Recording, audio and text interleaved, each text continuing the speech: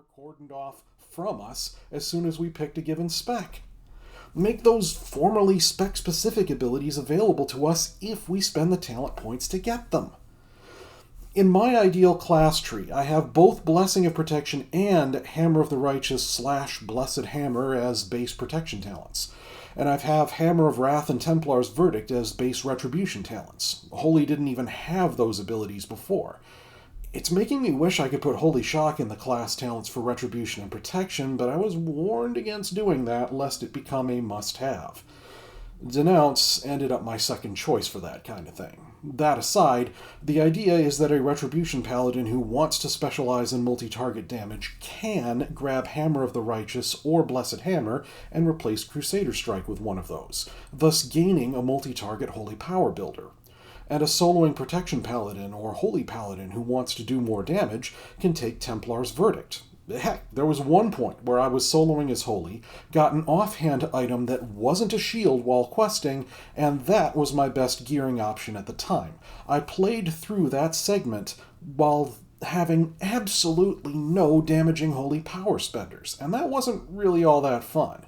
Making Templar's Verdict available to other specs is a really fun idea that can easily counter that kind of lameness, and it doesn't become a must-have or wreck the game for others. Now, the deepest stuff in Blizzard's class tree isn't that bad.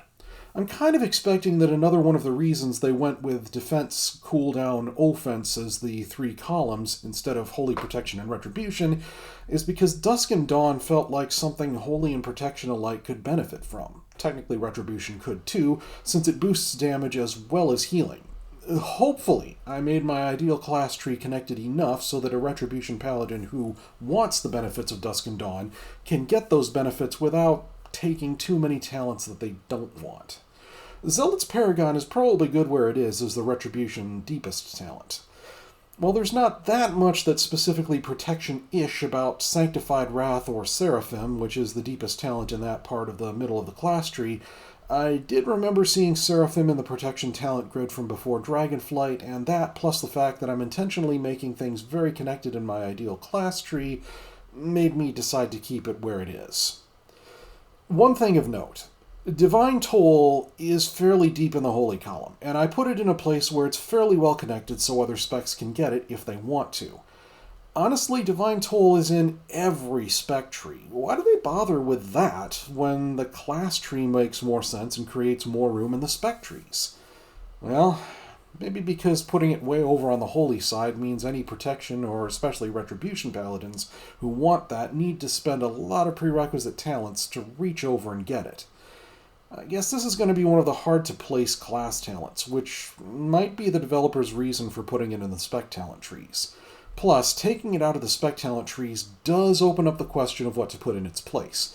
And while I'm jumping the gun by saying this, I should say that I put Ashen Hallow in its place, which opens up yet another question. If the argument it's in every spec's tree so it belongs in the class tree works for Divine Toll, and if I took Divine Toll out of every spec tree and put Ashen Hallow in its place every time, then wouldn't that same argument become applicable for Ashen Hallow? Of course, there are other reasons why I think it's good to have Divine Toll in the class tree. It's a powerful and instant gratification direct damage ability, and I think the class talent tree needs abilities like that. Ashen Hallow is powerful, yes, and it does direct damage, but it doesn't have as much instant gratification as Divine Toll. And I have to talk about this at some point. Denounce. Having a damage spell with no cooldown is so much more fun than not having a damage spell with no cooldown. Plus, our spellbook casting animation is just begging to have a projectile spell attached to it. I say that in just about every video I make these days, don't I? Anyhow, I put Denounce very shallow in the Holy side of the class tree because I figured there are edge cases where a Retribution or Protection Paladin might want a ranged damage spell with no cooldown. Plus, I've heard it suggested that Retribution Paladins might benefit from having a unique debuff, and the no crits for you effect of Denounce was one of the suggestions. I figure that Exorcism, which is a talent in the Retribution's tree these days, could be modified so that if you have the Denounce talent, then Exorcism's damage over time can also apply the no crits for you effect, and if you combine that with how Exorcism reacts with the Consecration spell, You've got yourself a winning formula right there. With that context out of the way, I'm wondering if I put Denounce in the right place. Would it be better as a separate root talent with no prerequisites, or is it fine where it is with only Lay on Hands as a prerequisite? I should probably add that most of the talents that are here were also in Blizzard's original Paladin class talents, albeit often in different places. I did take several talents from the spec tree and move them into the class tree, Divine Toll, Templar's Verdict, Blessed Hammer, and Hammer of the Righteous being some of them, and I'll talk about the others in a minute. I also took several talents and baselined them. The Auras, Avenging Wrath, Blessing of Freedom, and Divine Steed. But Divine Steed is connected closely to the one talent that I actually removed from the class tree, and I'd like to discuss why before I move on to the other talents that I pulled from the spec trees. Now, during Legion, when Blizzard was completely revamping Holy's and everyone else's kit for that matter, and redoing our mastery so that we needed to stand near our heal targets, it became clear that Holy Paladins needed improvements to our mobility. And Blizzard was aiming to have each class be as iconic as possible, so they decided to borrow a mobility tool from Diablo III Crusaders. So they spliced that in with warhorses and chargers that we already had in World of Warcraft, and the Divine Steed spell was born. And it replaced a mobility spell from Mists of Pandaria called Speed of Light, and there was not much rejoicing at all. Speed of Light lasted longer than Divine Steed, looked cooler, didn't increase our size and give us edge cases where using our mobility tools prevented us from entering tight spaces, and it had a shorter cooldown. The one thing that Speed of Light doesn't have on Divine Steed was the percent by which it increases our speed. I think it was 70% for Speed of Light, and Divine Steed is 100%. Now, passives and conduits in Shadowlands let us increase the duration of Divine Steed to the point where it actually felt okay to cast it. But then, instead of baking those gains into Divine Steed when Shadowlands was over, it was back to its teensy-weensy 3-second duration, and only the Seasoned Warhorse talent could give us back even a fraction of those gains that we had before in Shadowlands. This piled a very large amount of weight on the suck side of the scale. To recap, A, we had to spend talent points to get something that used to be free. B, that formerly free spell is significantly nerfed from what it was in Shadowlands. C, we need to spend more points to get back part of the duration gains that we had before in Shadowlands. And D, we can't even get back all that we lost going from Shadowlands to Dragonflight. Icky. This is just icky. I don't even know which is ickier. The auras being in the trees, or this. You can see why I removed Seasoned Warhorse. Plus, the fact that we no longer even have a cooldowns column in my ideal class tree means that there really isn't a place for the Divine Steed talents. Not exactly. It's part of the reason why I baselined Divine Steed, and the idea was that the duration boost we would get from Seasoned Warhorse would be baked into Divine Steed's baseline effects. This takes a huge amount of weight off of the suck side of the scale right there. As for Seal of the Templar, it just didn't seem all that useful to me. Instead, there is a pick one of two talent in the middle of the tree, in a very well-connected place. One of those two talents is Cavalier, and the other is actually Speed of Light, back from the dead. And as it happens, the Obduracy talent used the old Speed of Light icon, so I gave Obduracy a different icon, which is the improved Resistance Auras icon of yore. But anyhow, a talent like Speed of Light and Cavalier enables players to choose between much faster run speed that lasts a shorter amount of time, or not as fast but longer lasting run speed that you can use more often. Granted, this mobility talent doesn't feel like it's more protection-ish than it feels holy-ish or retribution-ish. It's in the middle because anyone can want it, and it's well connected so anyone can easily get it with few sacrifices. It's talents like these that probably made whichever dev invented the current Paladin class tree feel like the whole defense, cooldown, offense trichotomy was a smart idea. Personally, it makes me feel like there should be a part of the talent system that's detached from the individual specs, like a sidebar or something, but that's talk for a later expansion. In any case, the Seal of the Templar and Seasoned Warhorse were the only talents I took out at all. The rest are either all in the tree somewhere, albeit sometimes with a different icon, or baselined, which is kind of a testament that Blizzard was at least partly on the right track when they built the class tree. With that out of the way, I'd like to talk about the few talents I pulled from the spec trees that I haven't talked about yet. Execution Sentence, Blessing of Spell Warding, Empyrean Legacy, Consecrated Ground, and Sanctified Ground. I'll start with Empyrean Legacy. If you think I took it out of the spec trees, guess again. It's still there. Basically, Empyrean Legacy is Blizzard's way of sneaking Hammer of the Vanquisher into Dragonflight, and I noticed they didn't even attempt to bring the legendary effect of Hammer of the Vanquisher in. Then I checked to see what that legendary effect was, since I never tried Necrolords, and I'd have to say that legendary effect was a little too simple, just adding a second charge to Hammer of the Vanquisher. Anyhow, I figured that if the player picks both Empyrean Legacy in the class talents and Empyrean Legacy in the spec talents, then they'll get a second charge. It's not the first time the talent system has done something like that. Take a look at what Shadow Step is like in the Rogue talent sometime. Anyhow, Blessing of Spell Warding seemed like the kind of spell that shouldn't really be protection specific. I find it kind of funny that it uses the old Holy Shield icon from Vanilla WoW. Once upon a time, that increased our block chance and had a few charges. Every time we blocked, the enemy trying to attack us would take damage and it would consume a charge. It was a very passive damage ability, so in some ways, I'm glad that the more active Shield of the Righteous ability replaced it around the time of Cataclysm. But enough walking down memory lane. Let's talk about Execution Sentence.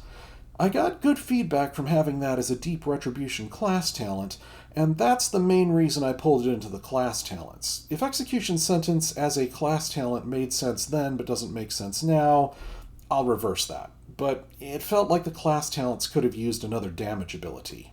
One thing that I could throw in there is Holy Wrath. I really would love to unprune that old protection spell, but anyways, I felt like there was some empty space in Retribution's talents, so I looked for a talent that I could either invent or pull from the Retribution tree. I thought about straight up buffing Consecration or Crusader Strike, but Hallowed Ground and Seal of Reprisal were already doing exactly those things. Eventually I noticed some Consecration buffing talents in Retribution's tree that wouldn't be at all out of place in the class tree, so I pulled those in. I did create one new talent as well to fill things in on Retribution's side, and I'm calling it Seal of Command and giving it Seal of Command's old icon. It's about providing a small damage boost to your damaging Holy Power spenders. Well, at least it's small for Retribution, moderate for Protection, and dramatic for Holy. See, I solo in my Holy spec, and I am firmly in the camp that believes that healing specs should be able to solo and have fun doing so. And my only damaging Holy Power finisher is Shield of the Righteous, and it deals less damage per target than Crusader Strike. Call me crazy, but I think that finishers should do more damage than builders. It's more satisfying and more fun when they do. Of course, for Blizzard to flat out increase Shield of the Righteous's damage is a bit of a tall order, but not when added as part of a talent that applies a debuff to enemies that explodes a second or two later, dealing holy damage that scales with spell power, and that simply has a higher number for holy than it does for protection or retribution. Seraphim proves that kind of balancing can be done. This would make Shield of the Righteous a much more satisfying button to press, and probably Templar's Verdict as well, at least for Holy and Protection, and even to some extent for Retribution. As for the reshuffled talents, I did my best to put them in places that made sense based on the new Holy Protection Retribution trichotomy, and this is key, that don't force players to get talents they don't want to get the talents that they do want, or at least that does this as infrequently as possible. It's kind of hard to know where to begin describing them. I guess I'll start shallow and go deeper from there. I wanted low-hanging fruit in the Retribution side that was straightforward, so I picked Seal of Reprisal, which buffs Crusader Strike, Hammer of the Righteous, and/or Blessed Hammer, which it's also a child talent of course. And just to the left of that are the talents that buff Blessing of Protection, which is meant to be the second of the talents you get for free for choosing either the Holy or the Protection spec.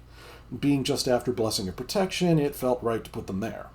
I made Judgment of Light a very low-hanging talent, very easy to get, as I figure one of the first things that a Retribution or Protection Paladin would want to do if they wanted to get in some easy support buffs would be to add some support-causing effects to an ability that they already use.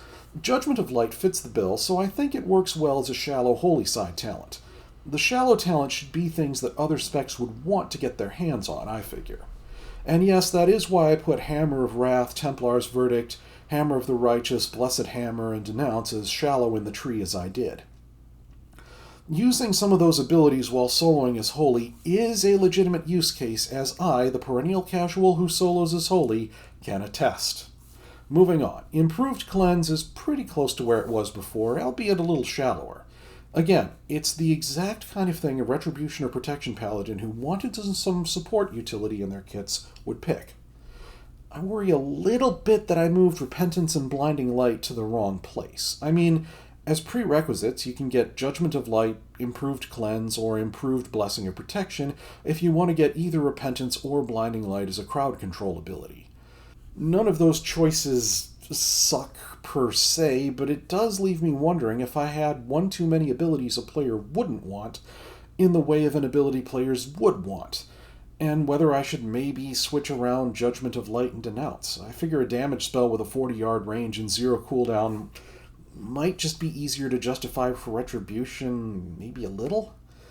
But if these other talents are appealing enough anyway, or at least have sufficiently little lameness attached to them, then I guess I shouldn't worry. The Seal of Clarity ended up in the protection column. It buffed Shield of the Righteous and Word of Glory, so it kind of felt like it fit there.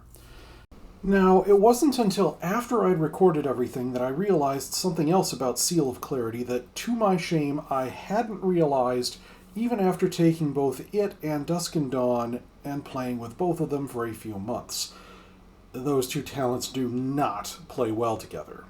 When you take Dusk and Dawn, you're often trying to build up 5 holy power, then burn 3 holy power with a spender, then build up 1 more, then burn 3 with a spender, and then you'll have both the defensive buff that reduces damage taken and the offensive/support buff that increases your damage and healing.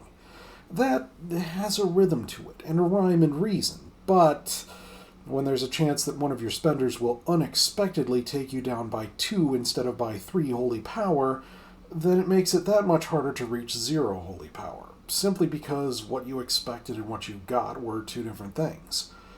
Of course, there's more than one way to solve a problem like that. Holy power back in Cataclysm through Warlords of Draenor was set up so that you don't need to spend exactly 3 holy power at a time. Casting an ability like Word of Glory or Templar's Verdict with 2 holy power really did cast those spells successfully, albeit with less power than they would have had if they'd had 3 holy power to consume. I guess it would still be annoying to deal with, since it would mean at least 1 extra button press before you get your buff, but the problem would at least be mitigated if we could spend 2 or even 1 holy power at a time if we had to. Though my solution, which is to treat Seal of Clarity like it's a protection talent and move it basically to the other end of the class talents, might be simpler and better in the end, though if it's here, it should probably also apply to other holy power spenders like Divine Storm or Templar's Verdict. And it's still possible to get both this talent and Dusk and Dawn and still have the degenerate game mechanics, though the way I made this class tree is so well connected that there are plenty of ways around this talent, so maybe I shouldn't be worrying. Though maybe I should worry that the class tree is too connected. The Evoker trees started out about this connected and then ended up a little bit more sectioned. Maybe this one should do the same. I don't know. In my tree, Fist of Justice ended up in a different tier than Blinding Light and Repentance ended up with, which is a little bit strange, but hey, it's in place, it's easily skipped if you don't like it, and easily gotten if you do like it. Only this time it's not the only way to get your hands on Rebuke.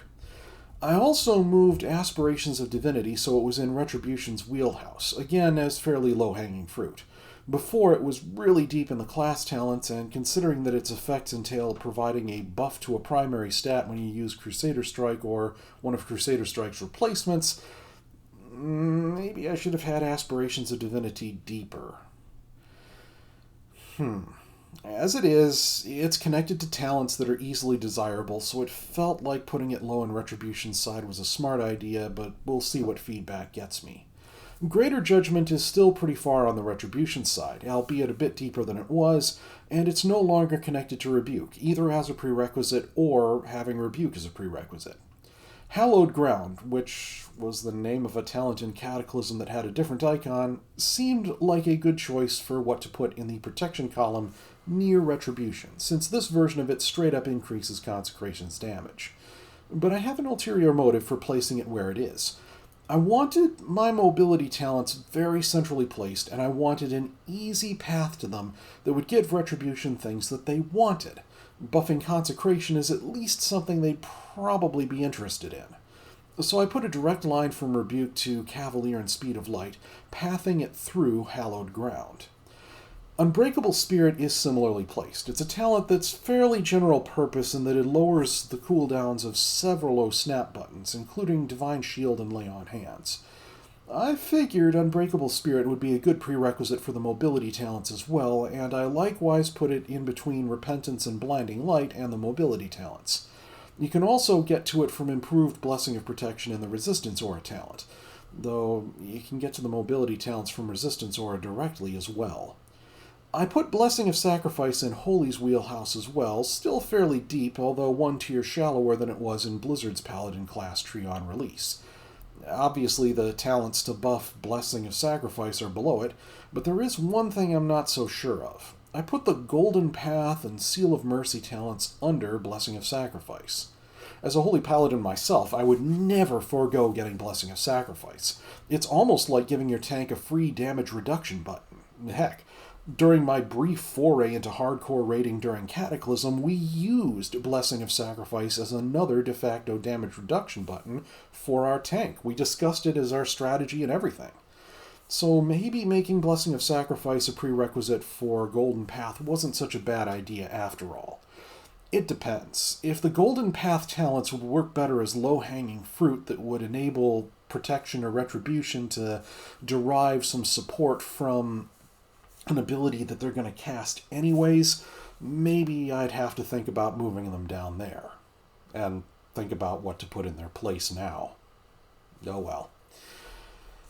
After Image seemed like a pure Holy talent, so I had it in Holy's column. It kind of ended up where it was by process of elimination. It's not a bad Holy talent, but it seemed like the kind of thing that wouldn't have worked as something that appealed to non-Holy Paladins, so I found a place for it that wasn't on a talent path that Retribution or Protection would need to go down to get something they wanted. Not like the Holy Aegis talent. Given that it boosts both crit and armor, it seemed like it could have gone just about anywhere and been useful to all three specs. So I put it within the Protection column as a prerequisite for Divine Toll. Now even a Retribution Paladin can easily get Divine Toll without getting any useless talents. There's a direct path from Hallowed Ground to Mobility to Crit to Divine Toll, and I figured any spec could find Divine Toll appealing. I actually put Obduracy, a boost to speed and avoidance, in Protection's column smack dab in the middle. Horizontally. Vertically is another story, and admittedly this is something of a process of elimination thing. If I should have put it shallower in the tree, well, there's probably room. Again, since it used the old Speed of Light icon, I gave it a different icon when I revived Speed of Light. I ended up putting Incandescence and Touch of Light almost exactly where they were before in terms of tier, but what they're connected to is totally different. The deepest talents are pretty similar to what Blizzard put there. Seal of the Crusader, which is something I like, but don't think I actually have, is still a prerequisite for Zealot's Paragon, and Seal of Alacrity and Seal of Might have switched places because it felt like an Avenging Wrath buffing Seal was a little more Retribution-ish, and Dusk of Dawn is still a prerequisite for Seal of Order. I'm really glad that a lot of these great old icons like Blessing of Wisdom and Seal of Justice are still getting used in some way. Sometimes I wonder if I should have the talents that buff Execution Sentence also pulled from Retribution's tree into the class tree. I suppose there's room for that as well, but I don't even know for sure if Execution Sentence should be in there. I'm going to need feedback about it. That's basically it for the class talents. I'll talk about the spec talents in my next video.